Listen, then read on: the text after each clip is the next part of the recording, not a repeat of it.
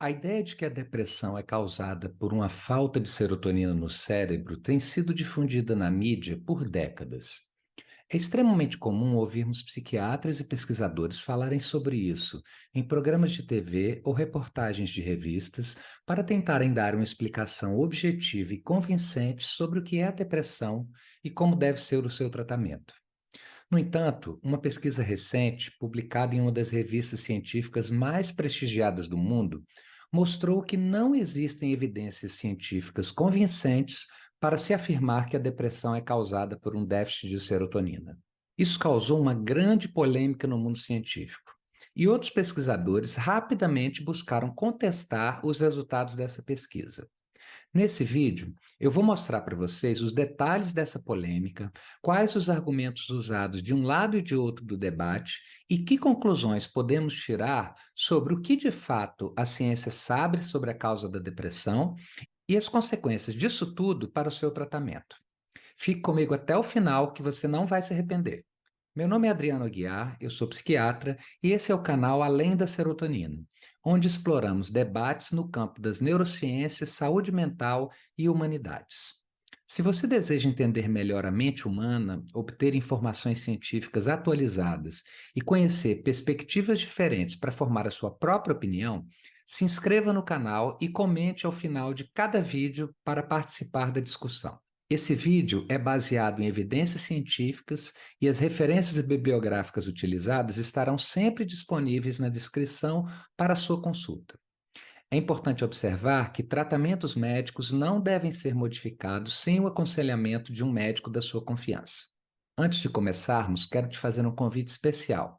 Na descrição desse vídeo você encontra um link para baixar o livro A Psiquiatria no Divã, Entre as Ciências da Vida e a Medicalização da Existência. Esse livro tem mais de 200 citações em artigos científicos e é uma leitura obrigatória para quem quer entender melhor essa área fascinante da medicina. Então, se você tem interesse em se aprofundar nesse tema, aproveite essa oportunidade. Então, vamos lá. A ideia de que a depressão é causada por um déficit de serotonina tem sido influente há décadas e fornece uma justificativa importante para o uso de antidepressivos. A relação entre a redução de serotonina e a depressão foi sugerida pela primeira vez na década de 1960, mas só veio a ser amplamente divulgada na mídia a partir da década de 1990, quando surgiu um novo antidepressivo que foi um sucesso absoluto de vendas, o Prozac. Grande parte do sucesso do Prozac se deve à estratégia de marketing utilizada para sua divulgação. Ao invés de focar na mera divulgação do produto, a empresa responsável pelo marketing do Prozac foi muito hábil em promover não apenas um novo medicamento, mas especialmente uma nova maneira de ver a depressão. Eu vou te explicar como foi isso. Tipicamente, quando os publicitários querem divulgar e vender um produto, eles precisam construir o conceito desse produto. Como eles querem que esse produto seja visto pelas pessoas? Como esse produto vai entrar na mente e no cérebro das pessoas para deixar ali uma marca única que faz as pessoas lembrarem daquele produto? Isso é o que no mundo da publicidade se chama de branding. Normalmente, isso é feito ressaltando as características únicas que fazem aquele produto se destacar dos seus concorrentes. Mas com o Prozac, a indústria farmacêutica elevou o branding a um nível completamente novo. Pois, para promover o conceito do Prozac, eles perceberam que poderia ser muito mais eficaz promover a condição médica para a qual aquele produto estaria indicado. Então, ao invés de simplesmente falar do Prozac, os publicitários, pelo seu marketing, começaram a promover uma nova forma de ver a depressão, que alinhava essa condição, a depressão, ao produto que eles queriam vender, o Prozac. Tem um artigo sensacional sobre isso que eu vou deixar aqui na descrição para vocês, e eu conto também essa história com maiores detalhes no capítulo 4 do meu livro, que eu também já falei que está aqui embaixo na descrição. Então, como eles fizeram isso de promover o Prozac fazendo o branding da depressão? Aqui é importante entender que o Prozac foi o primeiro antidepressivo inibidor seletivo da recaptura da serotonina. A palavra seletivo aqui é fundamental, pois desde a década de 50 já existiam antidepressivos que interferiam com a serotonina. Os chamados antidepressivos tricíclicos atuavam na serotonina, na noradrenalina e também na dopamina. além de outros neurotransmissores menos importantes. A novidade que o Prozac trouxe foi que ele foi o primeiro antidepressivo que atuava apenas na serotonina e funcionava. Então, a indústria farmacêutica foi muito esperta em promover a ideia de que, finalmente, a ciência tinha descoberto que a causa da depressão estava relacionada ao déficit de um neurotransmissor específico, a serotonina, e que o Prozac era o medicamento que poderia corrigir especificamente essa falha no cérebro das pessoas que sofriam de depressão. Foi realmente uma jogada de marketing sensacional que mudou não apenas a maneira como vemos a depressão, mas foi também transformando aos poucos a forma como nós mesmos nos identificamos enquanto sujeitos. Sujeitos cerebrais, conforme a expressão de Alan Ehrenberg, ou sujeitos neuroquímicos, conforme fala Nicholas Rose.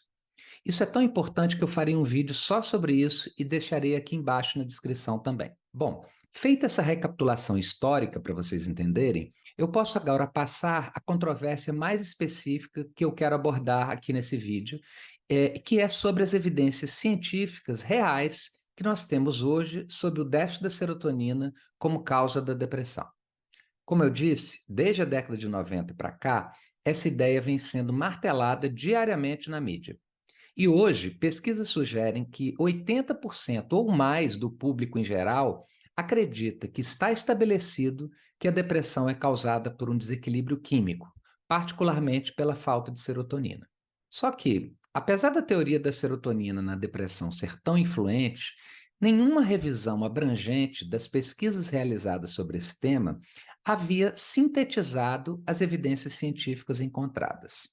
Até que, em julho de 2022, a psiquiatra e pesquisadora inglesa Joanna Moncrieff publicou um artigo bombástico na revista Molecular Psychiatry, no qual ela e seus colaboradores apresentavam os resultados de uma revisão guarda-chuva que abrangia as principais áreas de pesquisa relevantes que buscavam relacionar a causa da depressão ao déficit de serotonina. E a conclusão a que eles chegaram foi que as principais áreas de pesquisa sobre a serotonina não fornecem evidências consistentes de que exista uma associação entre serotonina e depressão, e nenhum suporte para a hipótese de que a depressão seja causada por atividade ou concentração reduzida da serotonina. E mais ainda, algumas evidências consistentes sugerem que, na realidade, o uso prolongado de antidepressivos pode, ao contrário, reduzir a concentração de serotonina. Evidentemente, essa pesquisa provocou um enorme rebuliço no meio acadêmico. E um ano depois, em junho de 2023, um grupo de pesquisadores publicaram na mesma revista um outro artigo que fazia uma série de críticas à pesquisa mencionada anteriormente. Os autores desse segundo artigo afirmam que também não acreditam na teoria simples de que a depressão seja causada por níveis baixos de serotonina, mas ainda assim sustentam que a serotonina pode estar anormal em pessoas com depressão e que isso poderia explicar o funcionamento dos antidepressivos. Para justificar essa afirmação, eles citam evidências de estudos que identificaram uma diminuição do triptofano, que é um precursor da serotonina. Joanna Moncrieff, principal autora do artigo inicial, responde a essa crítica dizendo que esses estudos com o triptofano foram publicados há muito tempo, antes de 2007, e envolviam apenas cerca de 180 pessoas com depressão, o que de fato é um número pequeno. E, além disso, os pacientes avaliados haviam feito uso de antidepressivos, o que de fato pode interferir nos resultados. De todo modo, as evidências sugerem, e todos concordam, que a depleção de triptofano não induz a depressão em pessoas que não têm depressão, o que seria o verdadeiro teste da hipótese de que níveis baixos de serotonina causam depressão, já que a serotonina é sintetizada no organismo a partir do triptofano. O questionamento da hipótese serotoninética da depressão não é exatamente novo. Em 2005, dois pesquisadores americanos publicaram um artigo detalhando o descompasso entre a publicidade das empresas farmacêuticas e o conhecimento científico oficial sobre a teoria da serotonina. Os autores compararam as mensagens apresentadas em anúncios publicitários que enfatizavam a ideia de que a depressão é causada por um desequilíbrio químico corrigido por antidepressivos, com declarações de acadêmicos e pesquisadores alegando que a teoria da serotonina na depressão não estava definitivamente comprovada. Os autores afirmam, abre aspas, a investigação contemporânea em neurociência não conseguiu confirmar qualquer lesão serotoninérgica em nenhuma perturbação mental e, de fato, forneceu contra-evidências significativas para a explicação de uma simples deficiência de neurotransmissores. Em vez disso, a neurociência moderna tem mostrado que o cérebro é muito complexo e pouco compreendido. Embora a neurociência seja um campo em rápido avanço, propor que os investigadores possam identificar objetivamente um desequilíbrio químico a nível molecular não é compatível com a ciência existente. Na verdade, não existe um equilíbrio químico ideal da serotonina, cientificamente estabelecido, muito menos um desequilíbrio patológico identificável. Igualar as impressionantes conquistas recentes das neurociências com o apoio à hipótese da serotonina é um erro. Numa linha semelhante, em 2011, Ronald Pies, editor-chefe emérito do Psychiatric Times e um dos psiquiatras mais prestigiosos dos Estados Unidos, escreveu um artigo em que dizia que ficava irritado toda vez que ouvia alguém dizer que os psiquiatras acreditam que os transtornos mentais se devem a um desequilíbrio químico. Segundo ele, a teoria do desequilíbrio químico seria muito divulgada pelos oponentes da psiquiatria, que atribuem falsamente a expressão aos próprios psiquiatras. Ele diz que, na verdade, a noção de desequilíbrio químico seria uma espécie de lenda urbana, nunca uma teoria proposta seriamente por psiquiatras bem informados. Acontece que muitos leitores protestaram, dizendo que eles mesmos tinham sido informados por seus médicos e psiquiatras que a causa dos seus problemas era um desequilíbrio químico. Então, Paz escreveu um segundo artigo confessando que muitos psiquiatras, na verdade, usavam a explicação do desequilíbrio químico, mas não porque acreditavam realmente nisso. Eu confesso que achei a resposta de Paz um pouco embaraçosa. Por isso eu vou ler aqui para vocês, nas suas próprias palavras. Ele diz assim: é claro que certamente existem psiquiatras e outros médicos que usaram o termo desequilíbrio químico ao explicar uma doença psiquiátrica a um paciente ou ao prescrever um medicamento para depressão ou ansiedade. Por quê? Muitos pacientes que sofrem de depressão grave, ansiedade ou psicose tendem a se culpar pelo problema. Muitas vezes, os familiares lhes dizem que eles não têm força de vontade ou estão apenas dando desculpas quando ficam doentes.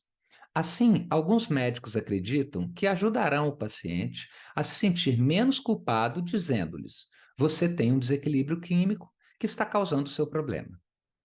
É fácil pensar que você está fazendo favor a um paciente ao fornecer esse tipo de explicação, mas muitas vezes não é esse o caso. Na maioria das vezes, o médico sabe que o papo do desequilíbrio químico é uma grande simplificação. Minha impressão é que a maioria dos psiquiatras que usam essa expressão se sentem desconfortáveis e um pouco envergonhados quando o fazem. É uma espécie de frase feita que economiza tempo e permite ao médico prescrever a receita enquanto sente que o paciente foi educado. Se você está pensando que isso é um pouco de preguiça por parte do médico, você está certo. Mas, para ser justo, lembre-se de que o médico muitas vezes está na luta para dar conta de atender os outros 20 pacientes deprimidos que estão aguardando na sua sala de espera. Não estou oferecendo com isso uma desculpa, apenas uma observação. O que vocês acham dessa resposta? Eu, sinceramente, fico com uma certa vergonha alheia. Como é que ele pode achar que os outros são tão inocentes? Pois, primeiro, ele tenta retirar completamente a responsabilidade dos psiquiatras por uma concepção da depressão que é amplamente repetida por diversos profissionais. Depois, quando o público mostra que não é bobo e o contesta com exemplos vividos por eles mesmos, ele dobra a aposta, colocando os psiquiatras que repetem essa teoria furada apenas como sábios e benevolentes que buscam apenas aliviar o sofrimento dos pacientes, como se eles mesmos não tivessem totalmente dispostos a acreditar numa falácia que lhes é claramente conveniente. Não, que me desculpem os meus colegas de profissão, mas a teoria da falta de serotonina não é só uma lenda urbana, como Ronald Pies afirma. Ela foi alimentada pela indústria farmacêutica, sem dúvida, mas não sem o endosso e a ajuda do mainstream da psiquiatria, que lançou mão amplamente dessa teoria, obtendo o prestígio e o reconhecimento da especialidade no seio da medicina e junto à sociedade. Por isso, a mesma Joanna Moncrief, do primeiro artigo que eu falei aqui, demonstrou empiricamente, em um outro artigo publicado em dezembro de 2022, que essa teoria não tem nada de lenda urbana e que os artigos mais citados sobre a etiologia da depressão, assim como os livros-textos de psiquiatria mais influentes no mundo, apoiaram amplamente essa teoria, e nem sempre por razões nobres ou por descuido. Em uma entrevista na qual comenta a pesquisa que revela a ausência de evidências científicas sólidas para apoiar a teoria da falta de serotonina, o conhecido psiquiatra canadense e professor de psiquiatria da Universidade McGill, Joel Paris, afirma, abre aspas, você quer saber por que demorou tanto para a verdade ser revelada? Receio que isso tenha algo a ver com a relação tóxica entre a indústria e a academia. As empresas farmacêuticas incentivam os médicos a prescrever frequentemente e fortemente, e pagaram muitos psiquiatras acadêmicos para promover os seus produtos. Na mesma reportagem, a psicoterapeuta Marnie Wedlake, professora assistente da Escola de Estudos de Saúde da Western University, afirma acertadamente que, se os especialistas publicamente reconhecidos sempre souberam que a teoria do desequilíbrio químico não é real, por que eles não foram a público desmascarar essa falácia? Pois eles teriam o dever profissional de dizer isso às pessoas, ao invés de deixar passar uma teoria furada veiculada pela indústria farmacêutica. Além disso, ela chama atenção para outro fato importante. Embora seja fácil atribuir toda a culpa à indústria farmacêutica e até mesmo à psiquiatria, a verdade é que o público geral também acolheu essa ideia. Nós permitimos uma patologização da nossa condição humana porque, de certa forma, diz ela, isso nos desresponsabiliza de ter que lidar com as condições que causam nosso sofrimento e angústia. Colocar a causa no cérebro e não em nossa pessoa ou existência simplifica bastante os nossos problemas. Talvez excessivamente, a ponto de não sabermos mais como lidar com a angústia da existência humana. Se a teoria da serotonina for realmente uma falácia, talvez ela tenha se tornado tão popular justamente por ser uma falácia conveniente. Conveniente para todos os envolvidos, a indústria farmacêutica, a psiquiatria e a sociedade. Às vezes, a verdade é inconveniente e ninguém quer ouvir falar dela. Esse debate é complexo e não acaba aqui. Se a teoria da falta de serotonina é falsa, como podemos explicar os efeitos dos antidepressivos? No próximo vídeo, eu falarei justamente sobre isso. Não perca!